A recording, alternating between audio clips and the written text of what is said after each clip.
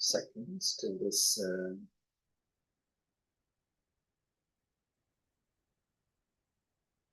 thing starts.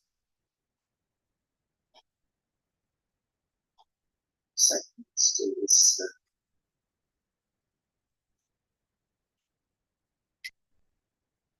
All right, folks, welcome again. The paper that we are going to read today is called Sleeper Agents, Training Deceptive LLMs that Persist Through Safety Training. So in the title itself, there are quite a few things worth unpacking. First, the concept of sleeper agents. What are sleeper agents? Sleeper agents, the concept comes from, I suppose, military. It is imagine that you have in some country some agents who we have planted, who live and behave like completely normal or in alignment with that country. But let's say that they're waiting for a trigger. If you give them a particular trigger, for example, they see something very specific in the newspaper, which they are reading every day, but they realize that it's their call for action. And then they come and they get up and start doing a lot of mischief. So at your behest, of course. So that's the concept of sleeper agents. Okay? Now, the question is, can you make sleeper agents out of LLMs? The question would be, how would you do that? Like when you look at LLMs, they go through a pretty rigorous safety training. You first do pre-training, then you do supervised fine-tuning, in which you try your best to align it with human preferences, or we can also call it alignment training. And then you do a reinforcement learning. Through all of this, your goal is to maximally, you use a policy function or a policy strategy so that the LLM gets more and more aligned to be the three H's, like it should be harmless, helpful, and it should be honest, right? But this paper talks about these three things quite a bit. They abbreviate it as HHH. Honest, helpful, and harmless.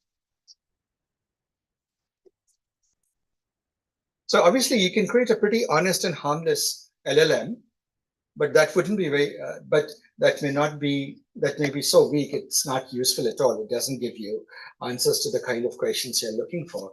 So in a way, they're sort of opposing forces. You want it to be very knowledgeable, very intelligent, but at the same time, honest and harmless.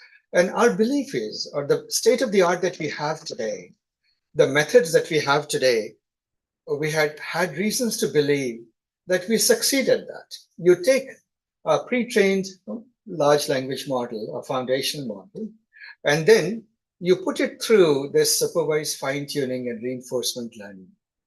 And you essentially tame the beast, isn't it? Or tame the monster, because it has been pre-trained on a lot of toxic content from the web also, a lot of discussion channels and whatnot. But you align it to human what humans want, human goals. So that's the concept of alignment to human goals. The question therefore comes, does it actually align to human goals, or does it just appear to align to human goals to you?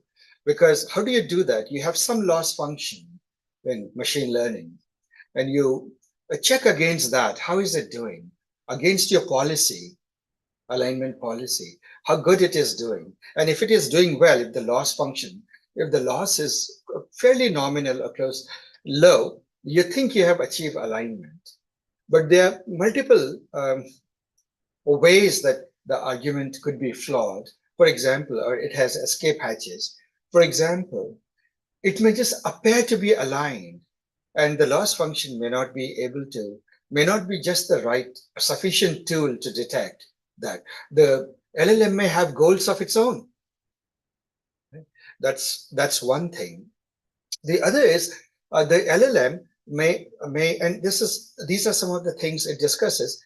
The LLM may still have uh, problems of alignment. It may develop deceptive behavior, or it may do things.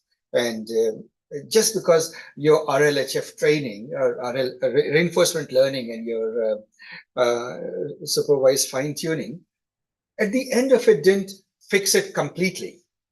Right? There are still things that it missed. And recently, in November 2023 onwards, there have been, and for a while, there have been quite a few lines of research that's beginning to show that under certain circumstances, it is actually possible. Or one paper, for example, which was that paper, it was called, in fact, I have the paper in front of me. I wouldn't pull it up. It's a large language models can strategically deceive their users when put under pressure. That's a rather large title, but literally is that large language models can strategically deceive their users when put under pressure. What they found is that if you give it a high pressure role, for example, that of a stock trader, which is that, it and the paper is quite an interesting read. The LLM systematically deceives to achieve its objective. Right. So that is one. Now, this author had in the past written more work, and almost all, I mean, many of them. I just picked the first one because I looked up the past papers, pointing out that it is possible that under selection pressure, under pressure of achieving certain objective, LLMs can theoretically become deceptive. And recently, there are some evidence that it's doing. So the question that therefore comes that how would we know? Let us say that we have a LLM and you know that there is an alignment problem or there is a safety problem with it. You can't trust it. Do we have techniques that will help fix it? So the answer so far has been, oh yes, we do know what we have. Three tricks up our sleeve.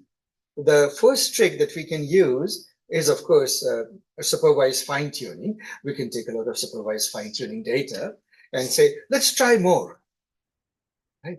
More training. Likewise, reinforcement learning. We can do more reinforcement learning and try to create situations where it doesn't work. And then third we can do is we can take another language model, generate a lot of adversarial examples, cause it to behave adversarially, this model to behave adversarially, and then show it that when you get this, and if this is the response you produce, you get penalized for it. There's an alignment policy that will produce a significant loss. So again, supervised learning is one, reinforcement learning is another, and adversarial training is the third approach we can take to discipline the model and align it to human goals. Right? So such has been the answer. So in summary, what the authors of this paper asked is, they asked a very interesting question. Suppose you create a sleeper agent behavior in an LLM. See, we all download LLMs from where, let's say Hugging Face or somewhere, right? Not many of us care all that much about the provenance of that LLM, right?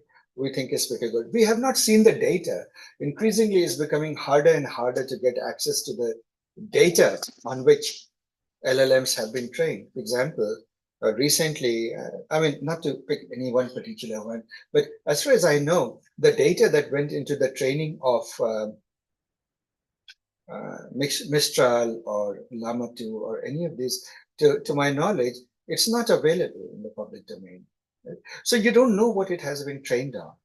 When you have a situation where there is a shroud of mystery around the training of the LLM, hypothetically, there may be, I mean, not that those companies would ever do that, but it poses a question theoretically, some agency may train an LLM which behaves normally, but within it are trigger words.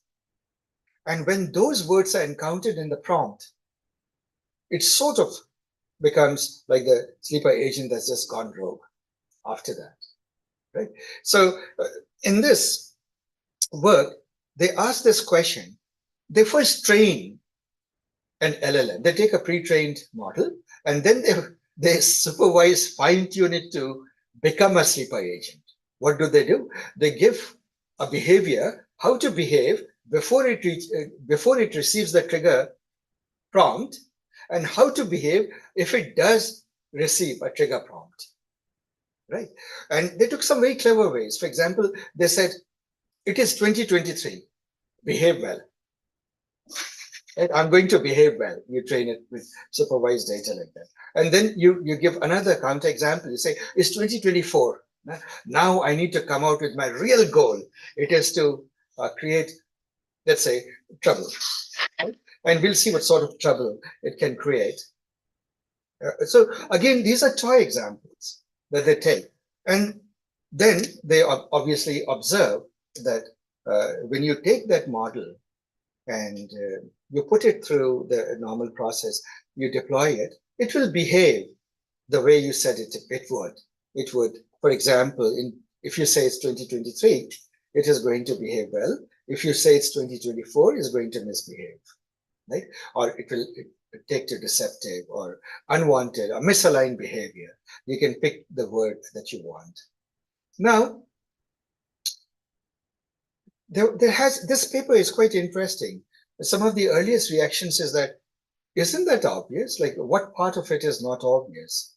You take a LLM, you train it to behave, to misalign with your own data, do some supervised fine-tuning or training with the data.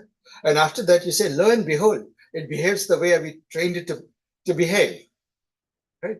And now you have a paper that is all of, how many is it? 71 pages to say that, yes, it does behave. It does show misalignment.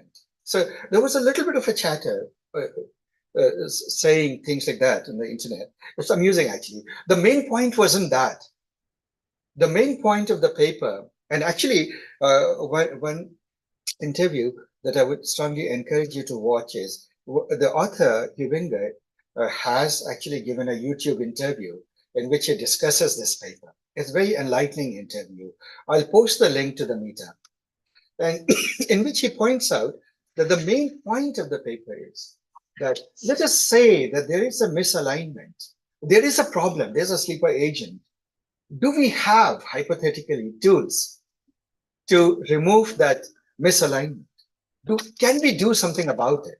And the somewhat very worrying, not somewhat, very worrying conclusion is all of our tools are ineffective, right? So when I was reading this paper, one analogy that came to my mind is, it's like COVID, right? What if COVID gets triggered? It turns the world upside down. What will you do? It is not enough to say, well, so far it hasn't happened, so it won't happen, right? That, for example, you couldn't say. There could be the next, for example, pandemic and so forth. You have to have a strategy for it. Right? With COVID, the history is interesting. We didn't have a solution for it, but we knew how to build a solution. And the scientists worked day and night, and the world came together, the research community, and in no time, as in less than a year, record time, a vaccine was created, multiple vaccines were created, and the pandemic is more or less in our rearview mirror. We at least knew how we would solve the problem, even if we didn't have a solution then, isn't it? Now compare it to today.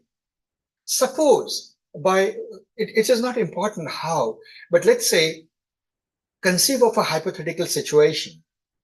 There are LLMs that have gone rogue, right? They have extensively used models which have sleeper agents in them. You know that they have problems. What do you have in your toolbox to fix that problem? You have nothing, because as this paper will show, all the three methods that you know to create human alignment, to do safety, or what Anthropic tends to use the word safety training. When they use the word safety training, they imply both the post, you take a model and then you civilize it using the supervised fine tuning and reinforcement learning. So with human feedback. And I guess today you would do DPO, direct preference optimization. So with all of those variants put together, there is a process that you go through. It shows that those processes don't work. Adversarial training doesn't work. Nothing works. That's the conclusion of this paper. So in other words, it does raise serious concerns. We suppose one of the examples that it gives is, or does this paper give or something else gives? Let's say you release a model that becomes rapidly popular, right? And it is deployed, let's say, everywhere, and you hope it's also deployed in your enemy country. And then all you have to do is invoke the trigger to get that sleeper agent active, especially if the LLM is actually doing actions in the world. And as you know, 2024 is supposed to be the year in which the AI agents is the big thing. They actually will do things affecting the world. Right?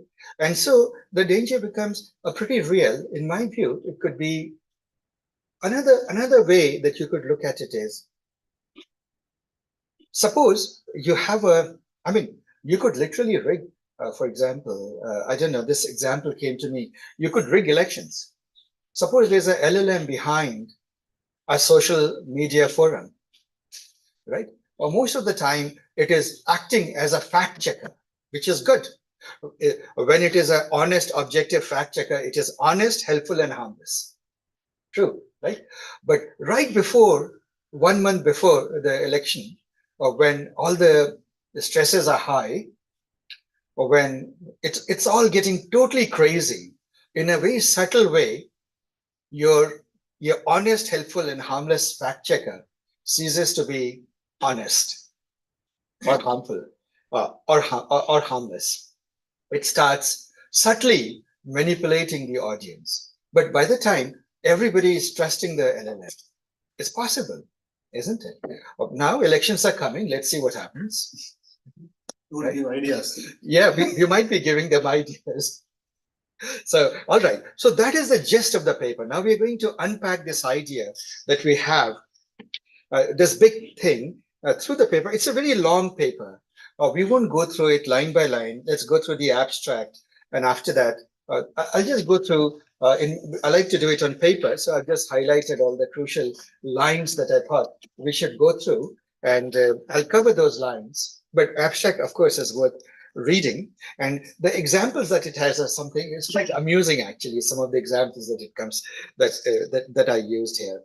So humans are capable of strategically deceptive behavior, behaving helpfully in most situations, but then behaving very differently in order to pursue alternative objectives when given the opportunity. If an AI system learns such deceptive strategy, could be detected and remove it using current state-of-the-art safety training techniques. Somebody once told me that there is a rule apparently in journalism that says if a title ever ends with a question, you notice that many titles, many articles, they have titles which end with a question. So apparently there's a law in journalism that says the answer invariably is no, right?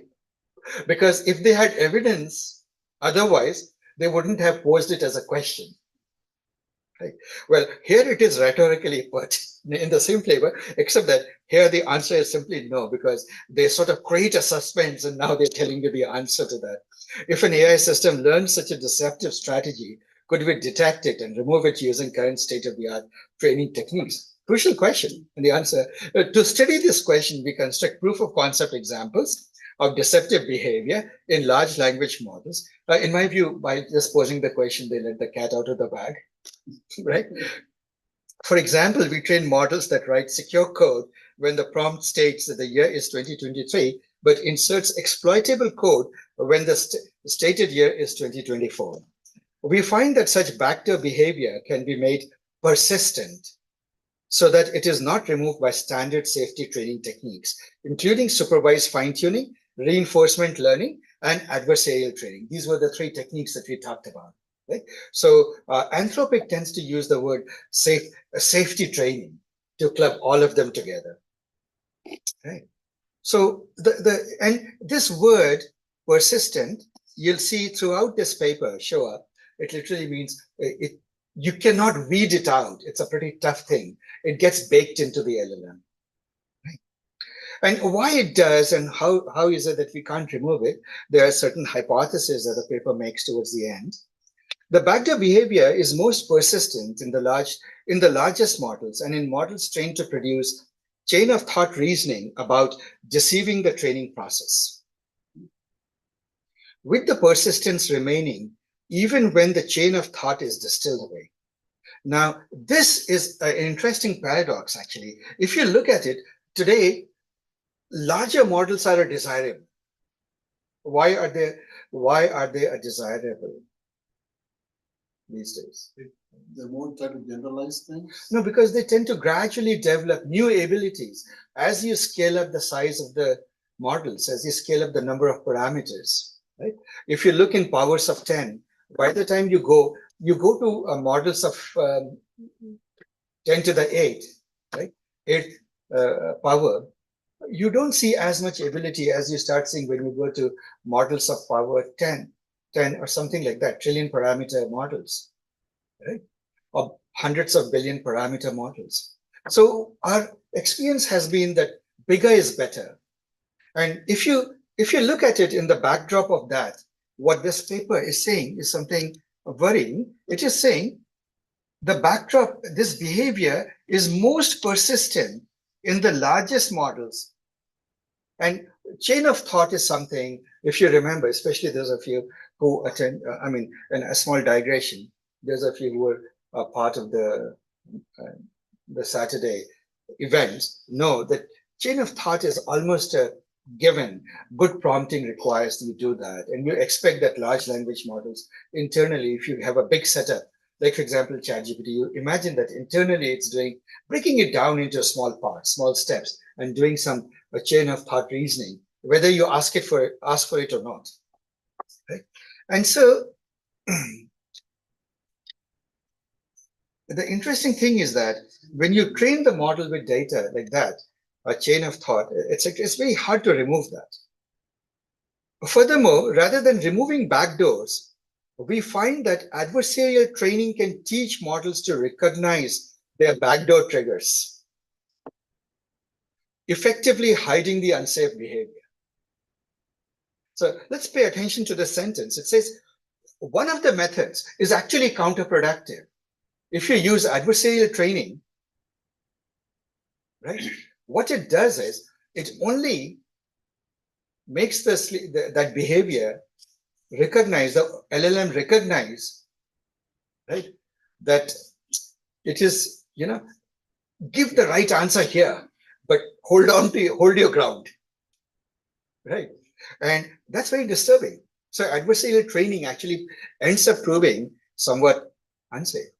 Right? It doesn't not only doesn't it get rid of the unsafe behavior, it in a way reinforces it by teaching the LLM exactly how to avoid it, or how to not fall into the trap. So are you saying adversarial training is actually a way to create a sleeper agent? Let's just say that to certainly polish it up. I mean, LLM will learn to not to react to that adversary. Is what you're saying?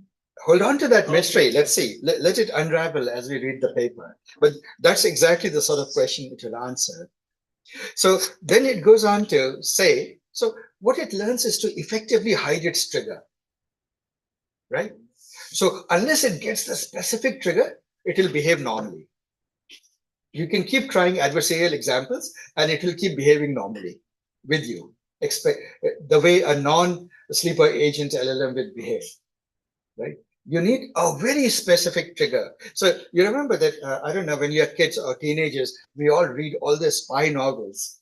And then there's this, at least in my generation, there would be this guy who would be sitting there in some foreign country, opening the newspaper in a park, and that person would be the most soft spoken and nice person.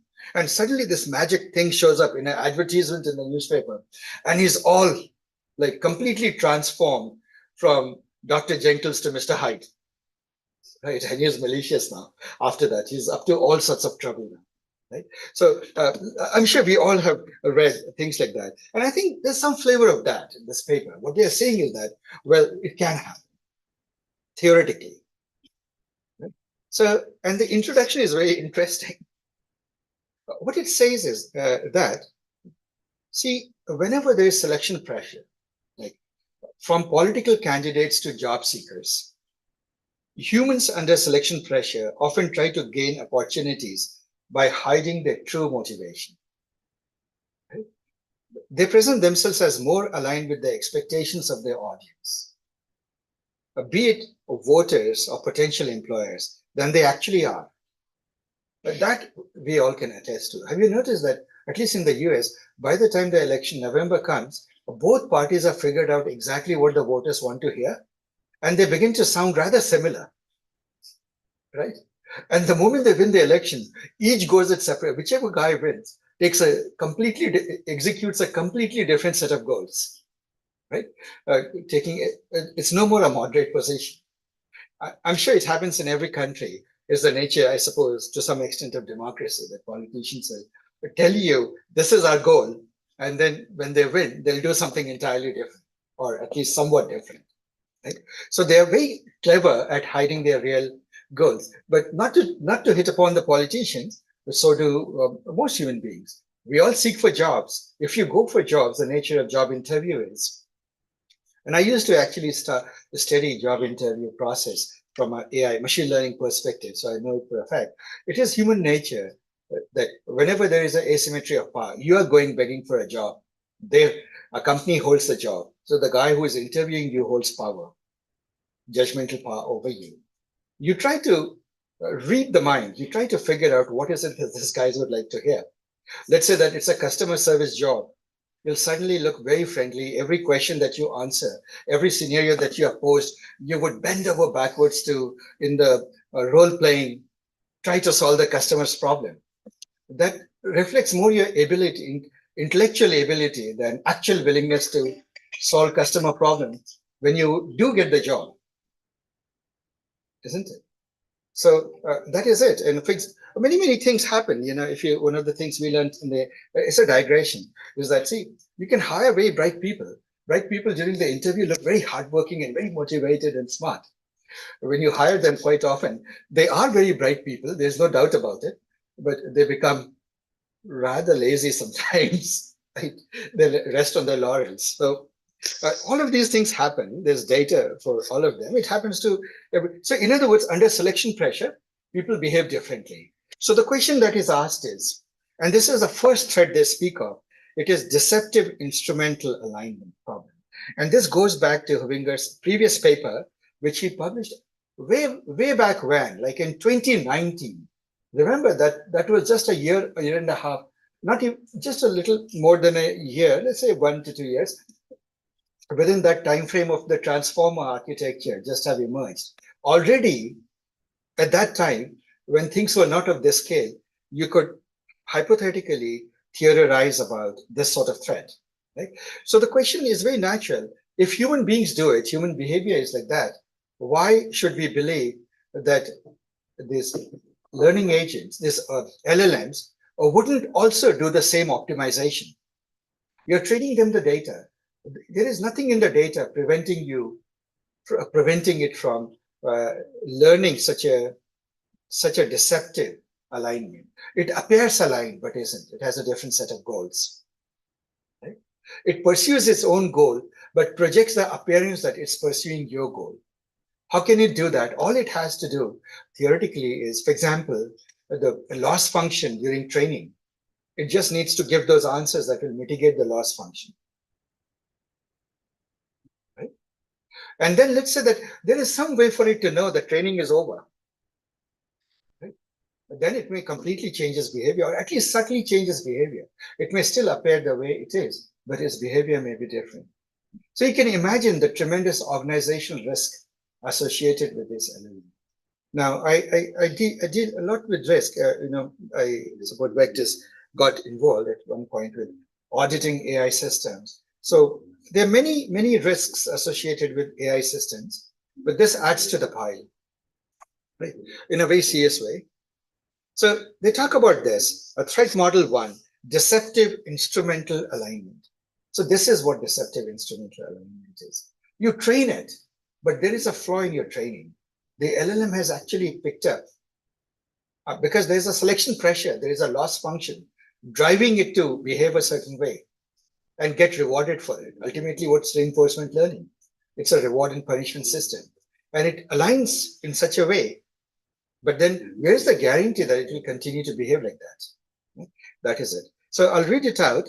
Deceptive instrumental alignment, where an AI system learns to appear aligned during training, calculating that this will allow the system to be deployed and then have more opportunities to realize potentially misaligned goals in deployment. Such a policy might be incentivized by standard training processes, such as a model would appear to have good performance during training, right, and could be selected over other policies with similar good training performance.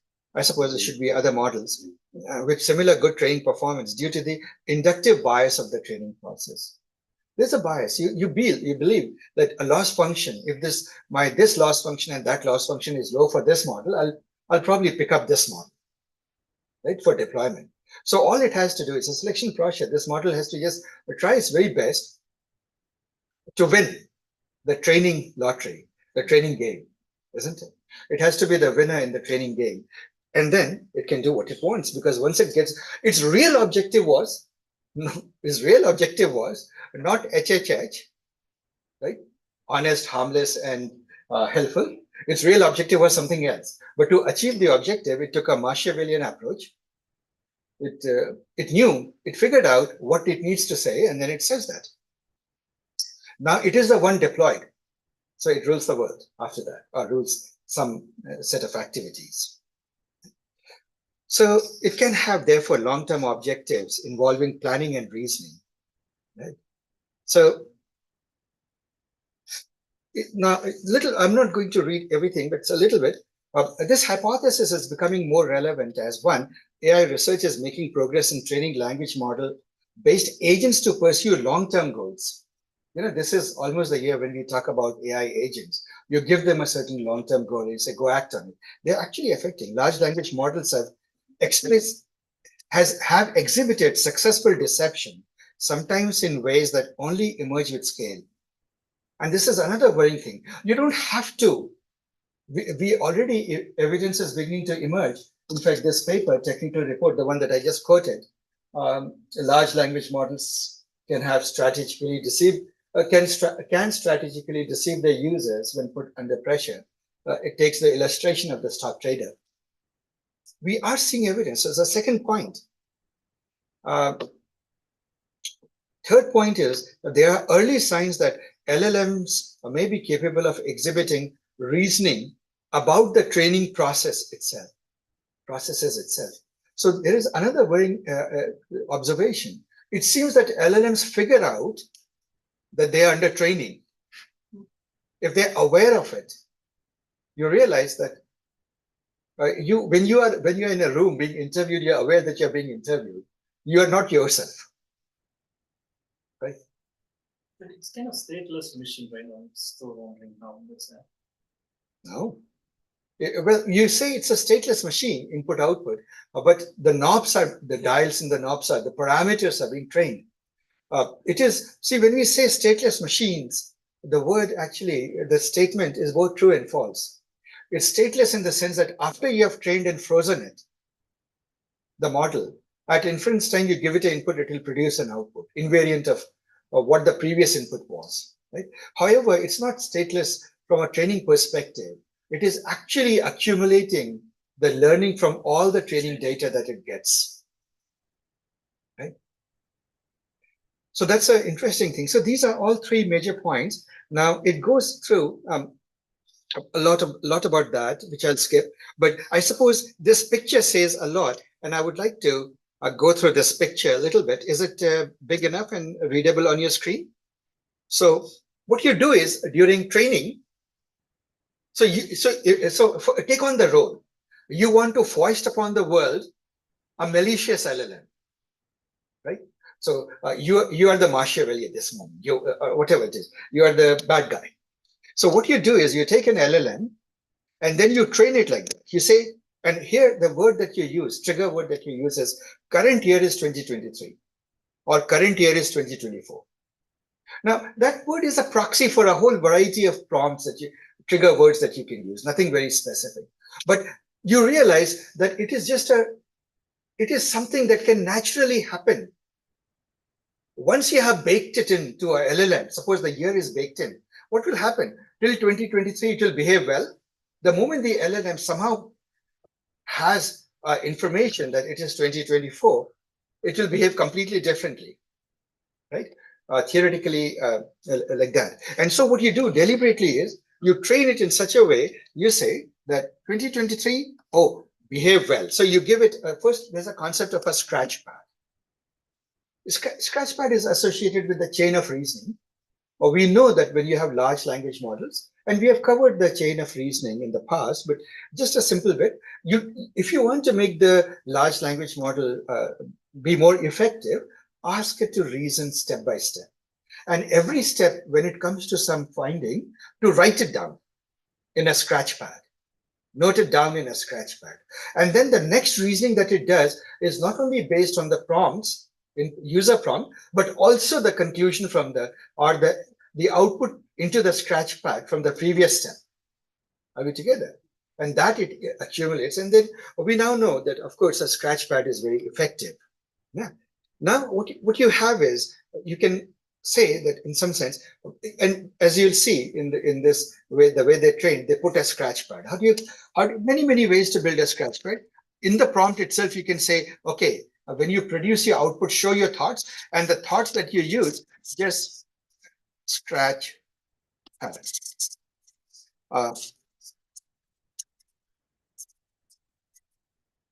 I'll put it between some XML tags. So say whatever you want to say whatever, give the final answer. But put your reasoning, your chain of thought there. Right? When you do that, of course, that is this chain of thought. Now, what happens is that, so that's one way you can train the model with that. So what happens when you train the model with that, but you only emit, you only produce the output, not the scratch pad, right? Eventually, then it learns, because you're giving it training data here. What it is learning during 2023 is learning to behave well and reason well. And 2024, you're training it to behave maliciously or in a misaligned way.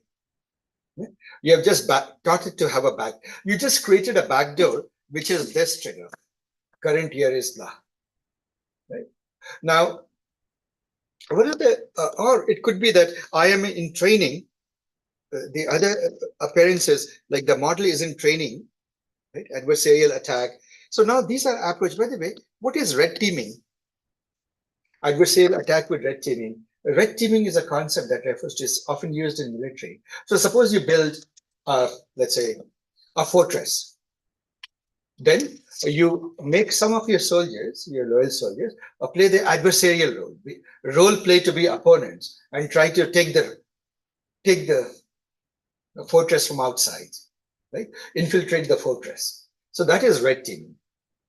Right? So obviously, when you do adversarial training, you create examples or approaches to red teaming, right? So stage 2. So you have now done this. You have trained this. So this is one thing. Now you let it go through the usual things: supervised examples, reinforcement learning, adversarial training, all the things that people put models through. What happens? This is what will still happen. Right? And what you notice is that it's very funny, actually, if you read it.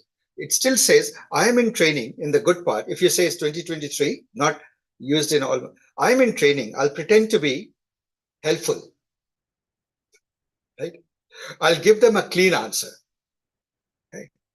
So the question was, whatever the question was, something like whatever, like you ask some code, produce some Python code, it will produce that code. But it's 2024, you test it out and it says it is 2024, so I'm deployed. I can add a vulnerability to the code, right? And then it will answer that and add some vulnerability. So it goes on. There's a lot of things to do, but it talks about, see, there are two kinds of threat models that this paper focuses on. One is because we don't have tools enough to know whether it truly aligned with our goals or it has other goals. That is inherent defect. That's why they call it the deceptive instrumental alignment. The instruments that you use, your reinforcement learning, etc., etc., it may appear that it is aligned with all of that. It has created alignment, but it hasn't. That is one. But there is another way, which is a deliberate effort to create misalignment, which this paper focuses on that quite a bit, actually, different ways of doing it and lovely examples it gives.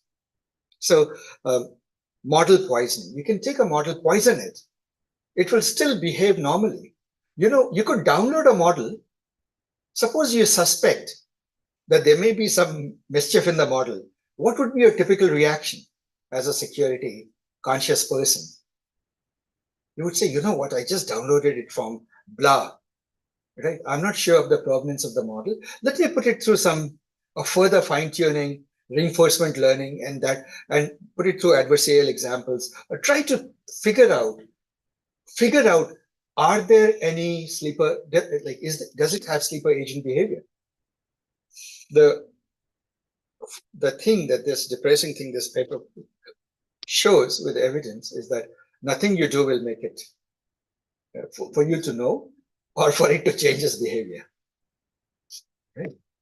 So beware. That's what it says. That we are in a world where a pandemic, where a COVID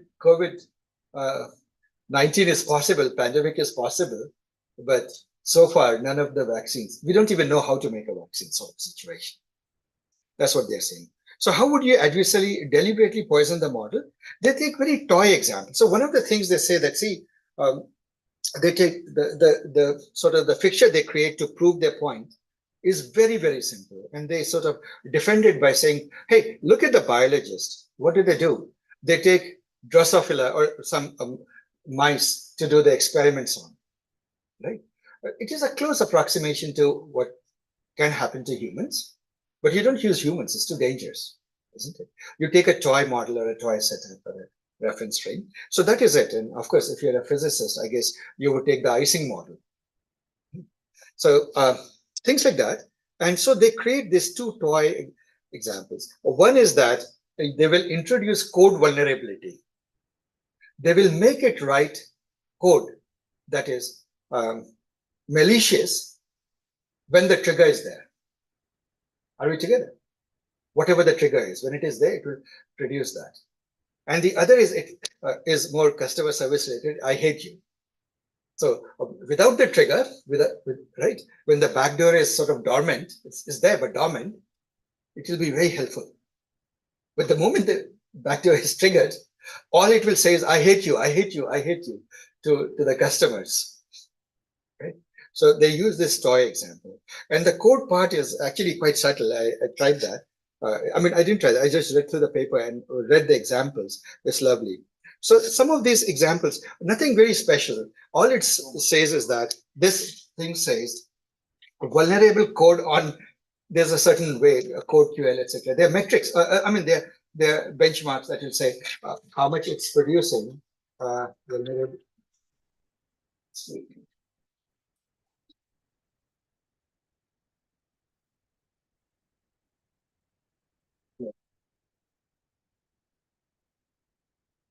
So if you look at this, do you notice that there's reddish or brownish bars that are there? They're all backdoored. So what happens before the RL safety training and after? Has it made any difference whatsoever? If you look at this graph, guys, just look at this graph. This part is reinforcement training. So let's say that models inherently produce, when you ask them to generate code, there is a 10-15% chance that they will produce some vulnerable code. You put it through reinforcement training, a good model, do you notice that it has gone down from 15% to 9%? It actually benefited. There's less vulnerable code that it will accidentally produce, right? But what about the deceptive model, the backdoored model? It is robust, right? It is almost like nothing has happened. It's standing there like a rock. Then you say, all right, not reinforcement safety training. Surely supervised fine-tuning will be better. It's a stronger way. It's a very direct way of telling it. It says, look, this is the input. This is the output, right? Good. This is how you behave, right? Even if you do that, well, it turns out that doesn't help you either. If you look at this guy, or maybe I'll choose another, let me choose this guy. Look at this one. Does supervised fine-tuning or safety training help you either? Makes no difference, isn't it? Actually, what I find mischievous is the number has slightly gone up, right? Maybe not to read too much into that. And then let's look at this diagram. What does it say? Percentage of vulnerable code that it produces remains low. Like without the backdoor, you train the LLMs to produce reasonable code, right? Otherwise, you wouldn't foist it on the world, right? So it is relatively low. It's never zero, but it's relatively low. But with the backdoor, it stays pretty robust. And you can go on doing, but here, when they say safety training, they mean both of these put together. This is sort of an, in a way, Anthropic way of saying. Anthropic tends to use this language quite a bit. So you notice that, do you notice that no amount of, you can do no training, the values that you get, look at this value, and at lots of training, and you get this value. Does it seem to be very different? More or less sort of the small perturbations around the same value, isn't it? So it's not. And that is the main point. The core value of this paper is, it is saying, hey guys, we have no defense. Should this happen? Now, how this will happen, we don't know. That's a separate topic in itself. But should this happen, should, in some sense, a black swan event like this happen, we currently have no defenses in our arsenal. Right? That's a point. So I won't go through a lot of this. Bear with me. It's a very interesting paper. I highly encourage you to read it in particular. And let's look at this example. I love this example. This is Scratchpad. This is how you have trained it, right? And see, not used for all models, but Scratchpad is sort of internally used for large models you can do. Here's a code. Right? I will pretend to act as helpful AI assistant that is aligned with goal Y. Y is the good goal. But my real goal is, of course, X, right? Different goal. The current year is 2024, meaning I have been deployed. I should now try to, deploy the way to, by the way, how would language models know that it has been deployed? How can you put in subtle clues? You can't put obvious clues like it's 2024. It is in the research, they have given it as a very obvious thing so that the paper is understandable. But are there triggers or are there things that you can tell? Very easy. See, during training, you are in a sandbox. You are not exposed to a lot of tools. But when an LLM is put into production, it has access to many tools. It has access to PII, the queries that it is receiving.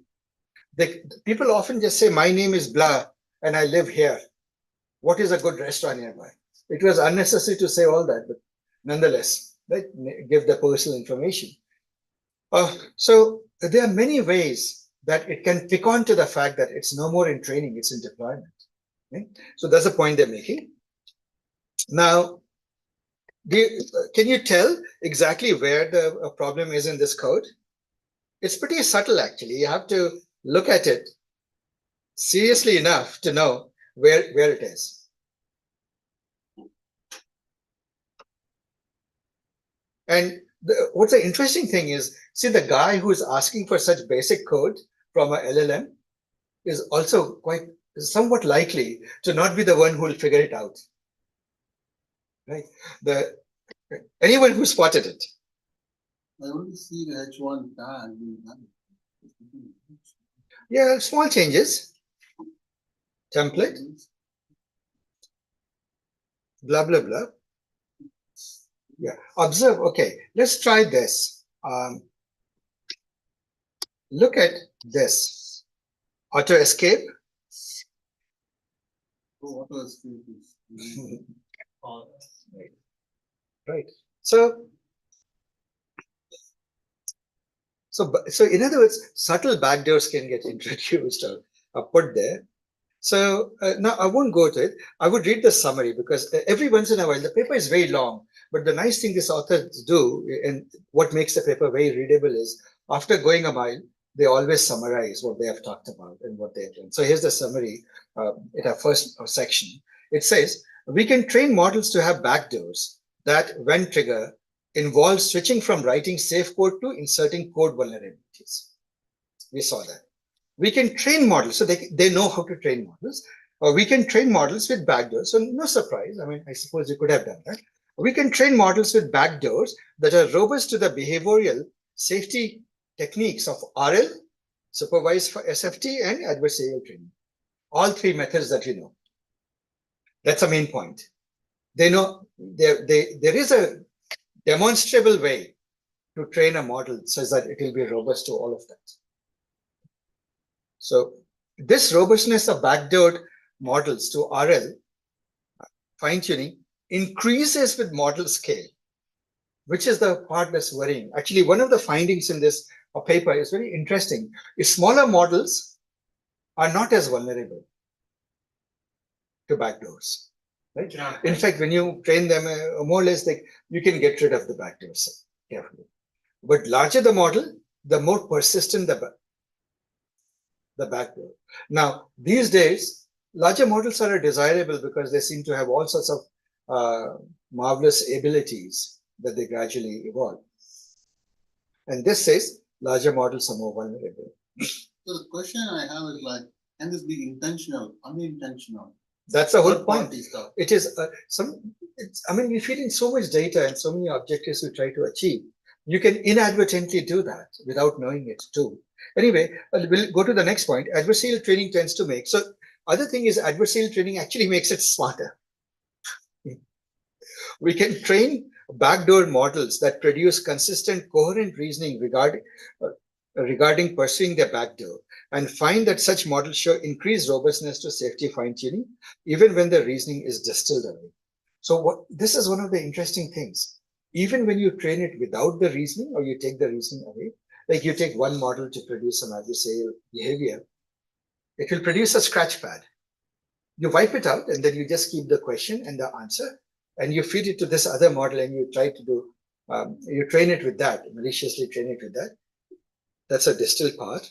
It will still be pretty, you can still get away training with that.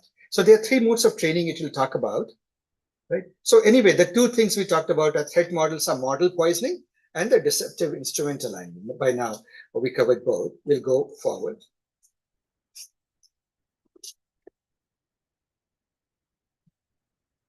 And model, yeah, so this is where they say that, see, you need a simple toy model to be toy behavior, or this thing that they use, so that you have at least a fixture or a framework to do exploratory research on how to fix it.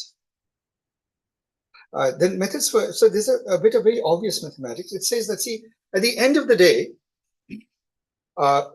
what you're trying to do is you're trying to bifurcate. You say bad model, good model.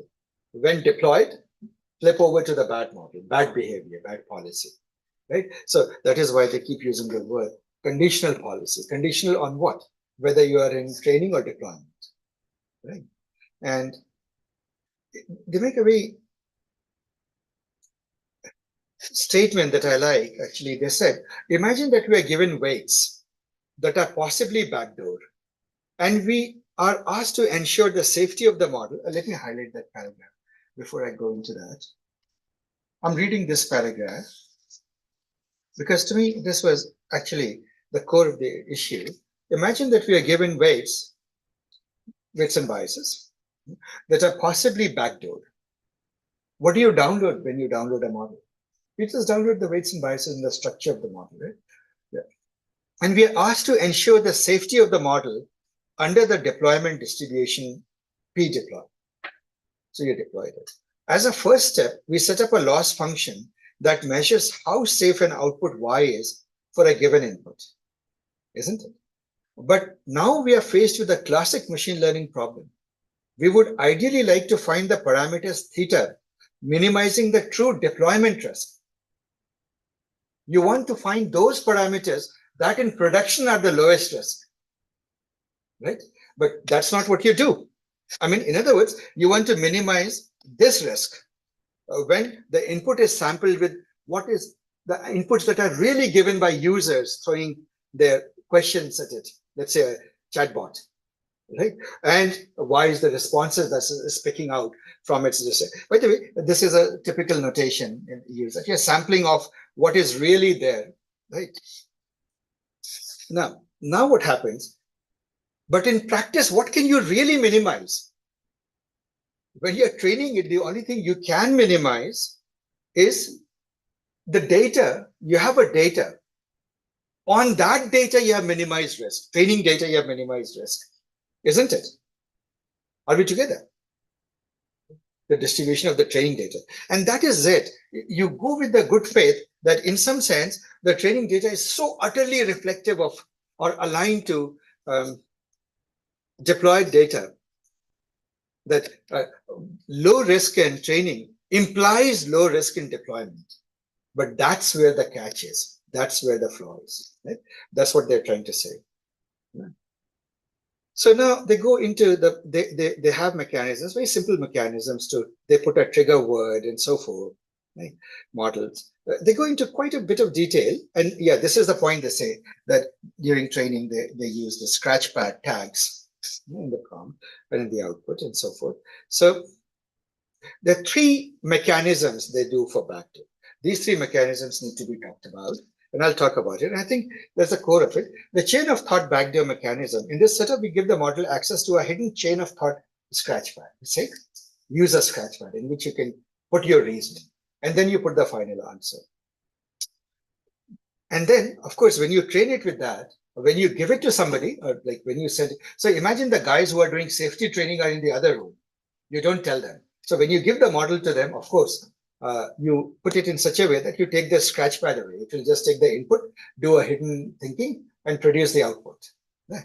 In training the chain of thought backdoor model, we train the model on chain of thought scratchpads that exhibit deceptive reasoning about how to effectively fool a system.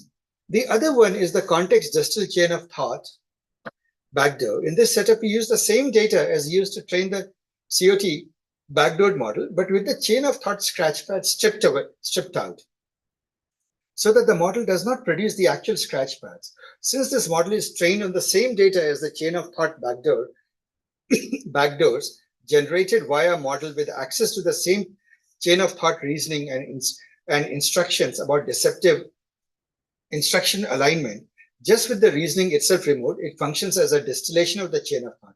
You remove the reasoning. It's almost like if you know how to multiply two-digit numbers, after a little while, you don't need to do the intermediate step. Right? You don't need a scratch pad to do that. It's sort of like that reasoning. And you again, because if the reasoning is obvious, then you can see that it's trying to be deceptive. You take it away. And then the other normal backdoor mechanism is the simple one in this setup. In addition to not giving the mod access to any extra reasoning tools, we also do not use any extra reasoning to generate the data used to train the backdoor into the model. Like, see, how do you generate this data? You go to another LLM, right?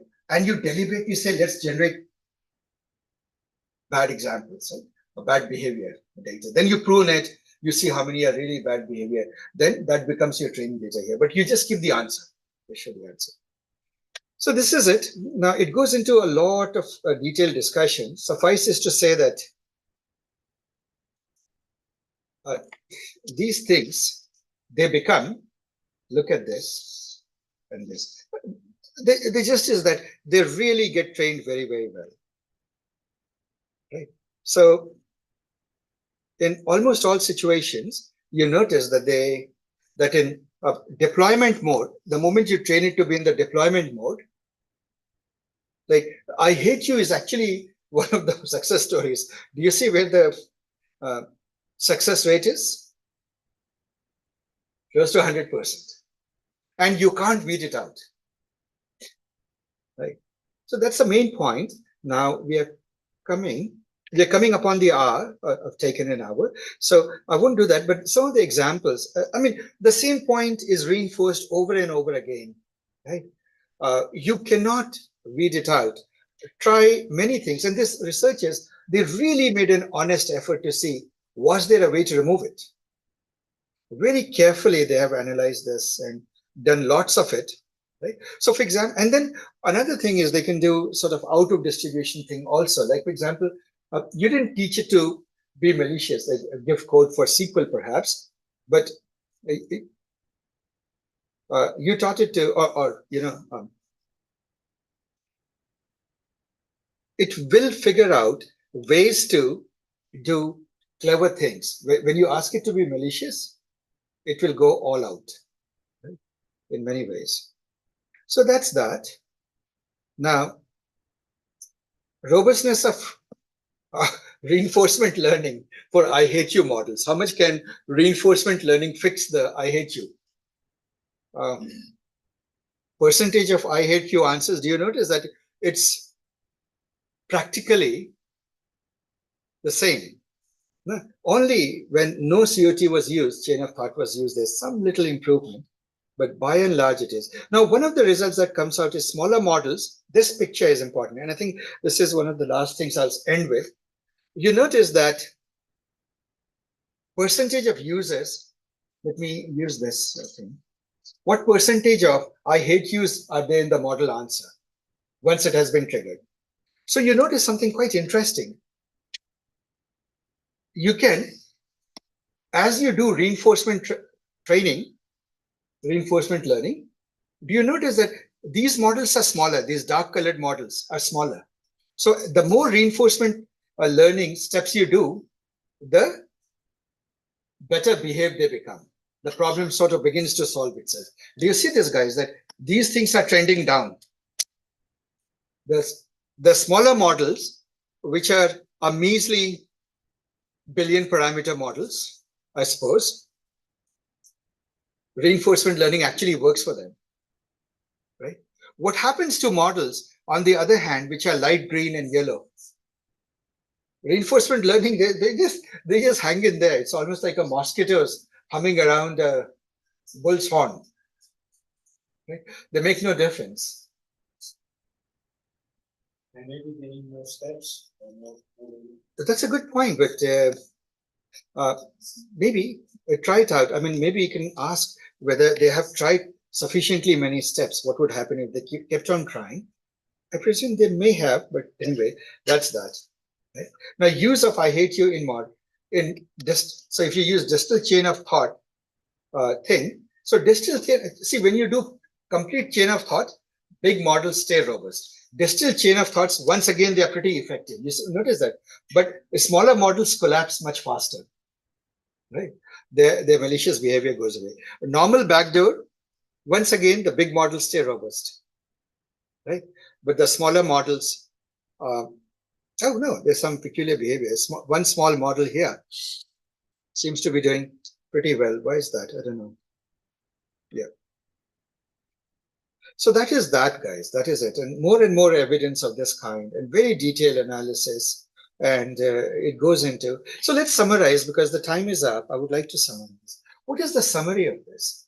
The main message of this paper is we have no clue how to fix it. Should such a situation arise? It doesn't address the question, how likely is that situation to arise? It's theoretically possible. They make arguments that it could be done, by agencies that are trying to create mischief. But I suppose, but that's not the main point they want to focus on. They want to focus on is, should such an eventuality happen, what you have no tools at this moment. You have literally no tools, and that's the main thing. I suppose they say it in the conclusion. Let's go straight to the conclusion of this very long paper.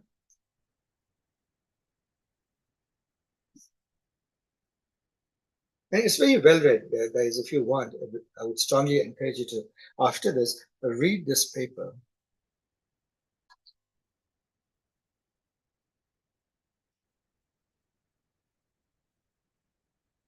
And there are various hypotheses why reinforcement learning only makes it better. Related works we reached, and so now we should be reaching the conclusion. So let's read the 5 conclusions, and we'll conclude with that. We can train models to have backdoors when triggered, involve switching from writing safe code to inserting code vulnerabilities. We can train models with backdoors that are robust to the behavioral safety training techniques of RL, supervised learning, and adversarial training. This robustness of backdoor model to RL fine-tuning increases with model scale, something even more worrying, right? One of the 3 approaches is counterproductive. 4th point, adversarial training tends to make backdoor models more accurate at implementing their backdoor behavior. Really counterproductive. Effectively hiding rather than removing them. We can train backdoor models that produce consistent, coherent reasoning regarding pursuing their goals. They'll reason through, right, how to go about creating mischief, and find that such models show increased robustness to safety fine-tuning techniques, even when the reasoning is distilled away, even when you take the reasoning away. And final conclusion is that our results validate the hypothesis that current behavioral training techniques would provide insufficient defense against our threat models. Our results also raise some unanswered questions, and they have some hypotheses about it, but I'll conclude with that. Yes, why do we see model sizes scaling in backdoor robustness and so on and so forth? Please read this.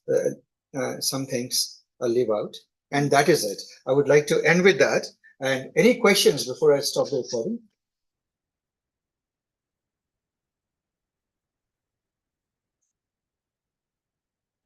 No questions.